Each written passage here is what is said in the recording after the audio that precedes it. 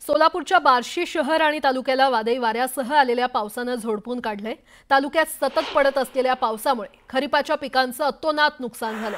बार्शी तालुक्याच्या उत्तर भागातील बेलगाव, मांडेगाव, ताड सौंदणे, शेलगाव आणि भोयरे भागाला जोरदार पावसाचा फटका बसलाय। तालुक्यातील अनेक नदी नाले तुडुंब भरून वाहत असल्यामुळे नद्यांची पाणी पातळी वाढलेली आहे। मोठ्या प्रमाणात पाऊस झाल्यामुळे शेतकरी हैराण झालेत। तर झालेल्या नुकसानीची भरपाई सरकारने द्यावी अशी मागणी केली जाते।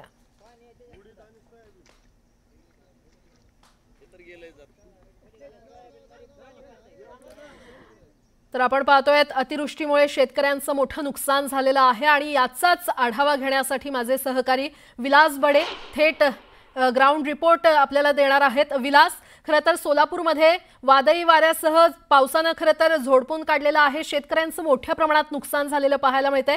काय नेमकी तिथे सद्यस्थिती आहे? प्राजक्ता, आज न्यूज 18 लोकमत शेतकऱ्यांच्या बांधावर आहे। ज्या बांधावर आज परिस्थिती अतिशय गंभीर आहे, अभूतपूर्व अशी परिस्थिती आहे। माझ्या पायाखाली आज जी इथल्या शेतकऱ्याची अवस्था आहे ती विदारक अवस्था दाखवण्यासाठी हे चित्र पुरेसं आहे। ज्या शेतात उभा आहे तिथं सोयाबीनचं हे पीक आहे आणि सोयाबीनचं पीक पूर्णपणे पाण्याखाली गेलेलं आहे। जणू काही नदीमध्ये एखादं पेरणी केली जावी अशा पद्धतीनं हे चित्र या ठिकाणी दिसतंय। सोलापूर जिल्ह्यातल्या बार्शी तालुक्यामध्ये आता आपण आहोत आणि या बार्शी तालुक्यामध्ये विशेषतः संपूर्ण सोलापूर जिल्ह्यामध्ये प्रचंड नुकसान झालंय। आता हे जे चित्र आहे जिथून मी चालतोय ते कुठल्या नदीत चालत नाहीये, तर शेतातून नदीचा पाठ व्हावा तशा पद्धतीनं पाऊस कोसळल्यानंतर परिस्थिती निर्माण झाली आहे। आणि आता या सगळ्या परिस्थितीत हे उडदाचं पीक होतं, आता होतच म्हणावं लागेल कारण याच्यात काहीच उरलेलं नाहीये। अक्षरशः खत झालंय याचं, कारण पाऊस थांबत नाहीये। गेली 5 महिने सतत पाऊस सुरू आहे आणि पाऊस रात्री सुद्धा या सगळ्यांना झोडपून काढणारा होता।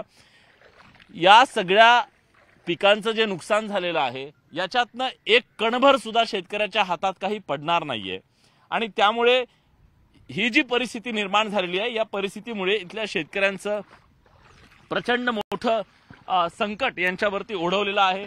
या सगळ्या शेतकऱ्यांशी आपण बोलूया आणि जाणून घेऊया की या सगळ्या परिस्थितीने त्यांच्यावर कुठली वेळ ओढवलेली आहे। या सगळ्या उडदाचं प्रचंड मोठं नुकसान झालेलं आहे। कधीपासून पाऊस कोसळतोय आणि कोणी बांधावर आलं का?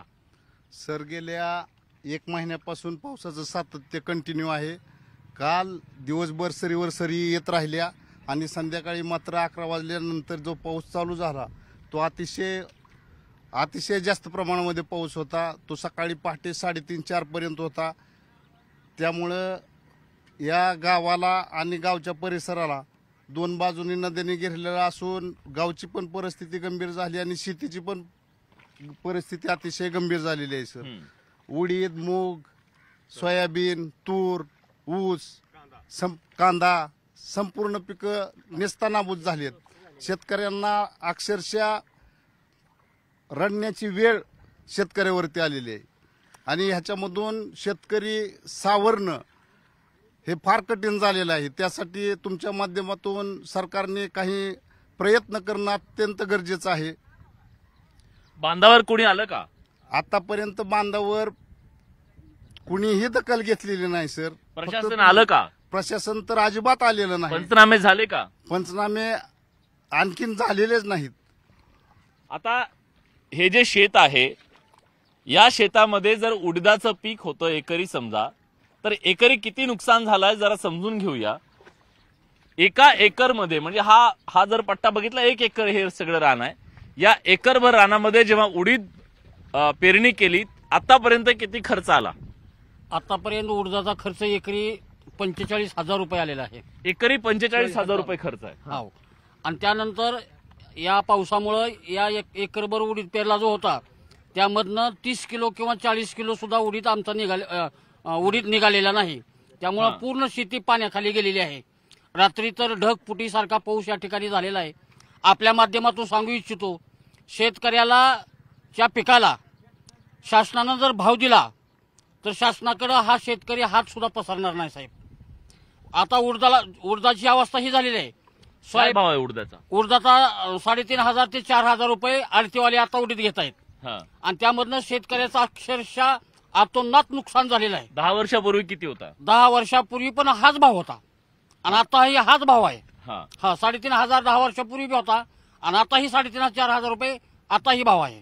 आता या एकरभर रानामध्ये मी एक छोटंसं उदाहरण म्हणून प्रेक्षकांना हे कळावं म्हणून की एकरभर रानामध्ये जेव्हा हे सगळं नुकसान होतं तेव्हा एका एकरमध्ये किती नुकसान होतं? एका एकरमध्ये शेतकऱ्याचं किती नुकसान झालं? आता एका एकरमध्ये शेतकऱ्याचं तुम्हाला सांगतो 30 ते 35,000 रुपये गेलेले आहेत. एका एकरमध्ये शेतकऱ्याचं 30 ते 35,000चं नुकसान झालंय. राज्यामध्ये जवळपास 72 लाख एकर इतक्या शेतीवरचं नुकसान झालंय. आता विचार करा, प्रत्येक एकरला जर 50,000चं नुकसान झालं असेल, 40-50,000चं नुकसान झालं असेल तर या महाराष्ट्रातल्या कोट्यवधी शेतकऱ्यांचं किती हजार कोटींचं नुकसान झालंय. भरपाई किती? त्याचा खर्च पण निघत नाही, एवढी भरपाई देत नाहीत ते. 5-7 खर्च निघू शकतो, पेरणीचाही खर्च निघू शकत नाही आणि सरकार आपलं काय करतंय, गाजर धावतंय. खर्च होतोय पण 30-20-25,000 रुपये आणि देतात किती 8,000-10,000 हेक्टरी देतात ते पण. त्याच्यात काहीच होत नाही. त्यात पण त्याच्यानंतर ते माई सेवा केंद्राला 1,500 जातात त्यातले पण. बराचसा खर्च तिथं होतो. स्वतः तलाठी कुठलाही अधिकारी स्वतः येऊ शकत नाही पंचनामा करायला. त्याच्यामुळं शेतकऱ्याला बरीचशी शेतकऱ्याची ही होती, अडवणूक झाली. कदाचित लक्षात येणार नाही सामान्य प्रेक्षकांना, जे शहरी भागातले असतील त्यांना असं वाटू शकतं की सरकार मदत करतंय हेक्टरी 8,000 रुपये. आता हे हेक्टरी 8,000 म्हणजे किती हे कळायला पाहिजे. म्हणजे हेक्टरमध्ये 2.5 एकर असतं आणि अशा परिस्थितीत म्हणजे तुमचं जर नुकसान 1.25 लाखाचं झालेलं असेल तर तुम्हाला मिळतात केवळ 8,000 रुपये. आता त्या 8,000ची अगरबत्ती कुठं लावायची? 8,000 काहीच होणार नाही. तर ह्यांनी हेक्टरी नियम बदलून यांनी जेवढं क्षेत्र शेतकऱ्याच्या नावावर आहे तेवढ्या सर्व क्षेत्राची मदत द्यावी. ही 2 हेक्टरची फक्त मर्यादा, ती मर्यादा काढून टाकावी. जेवढं क्षेत्र नावावर आहे तेवढ्या पिकाचं ह्यांनी नुकसान द्यावं. आणि 8,000ची मर्यादा ठरलेली आहे त्यांची अगोदरच पंचनाम्याच्या, ती सुद्धा त्यांनी काढून आम्हाला 18,000च्या मोहरनं मर्यादा पिकाला नुकसान भरपाई द्या. काय करायचं शेतकऱ्यांना? पहिल्यांदा न्यूज 18 लोकमतचं मी गाववाल्यातर्फे आगळगाव तर्फे अभिनंदन करतो. आजपर्यंत कुणीही बांधावर आमच्या शेतावर आलेलं नाही. दादा, आमचं काम आहे. तुम्ही संकटात आहात. तुम्ही संकटात असताना तुमची व्यथा ह्या सरकारपर्यंत दाखवणं, त्यांच्यापर्यंत पोहोचवणं आमचं काम आहे. सदर शेतकऱ्यांचा अतिशय जिथं शब्दात मांडता येत नाही असं नुकसान या पावसामुळे झालेलं आहे.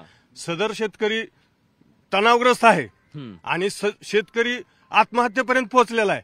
तरीही कुठल्याही शासनानं आजपर्यंत आमच्या बांधावर किंवा नुकसान भरपाईचं काय झालंय, कुठला पंचनामा केलाय, कुठला पूल वाहतोय, किती परिस्थिती बेकार आहे किंवा काय परिस्थिती असेल, दुधाची काय परिस्थिती असेल, कांद्याची काय परिस्थिती असेल, हे जाणून घेण्याचा सुद्धा प्रयत्न केलेला नाहीये.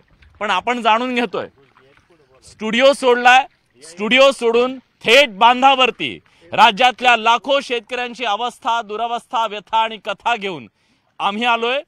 आणि आशा करूया राज्यातले नेते सुद्धा आता बांधावरती येतील आणि या मायबाप शेतकऱ्याला दिलासा देण्यासाठी, त्याचे अश्रू पुसण्यासाठी येतील अशी आशा करूया. एक छोटासा ब्रेक, लगेच परत येतोय. कुठे जाऊ नका, पहा फक्त न्यूज 18 लोकमत.